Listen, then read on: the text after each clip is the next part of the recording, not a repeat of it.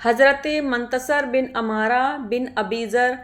اپنے والد سے وہ ان کے دادا سے روایت کرتے ہیں کہ رسول اللہ صلی اللہ علیہ وسلم نے ارشاد فرمایا،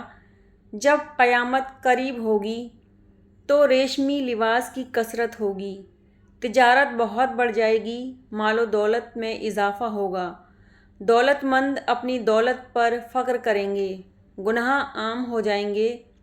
بچوں کی حکومتیں ہوں گی، عورتیں بڑھ جائیں گی، بادشاہ ظالم ہوں گے، ناپ تول میں کمی کی جائے گی، آدمی کسی کتے یا شیر کے بچے کو پال لے، یہ اس کے لیے اپنی اولاد کو پالنے سے بہتر ہوگا، بڑوں کا احترام ختم ہو جائے گا، چھوٹوں پر رحم نہیں کیا جائے گا،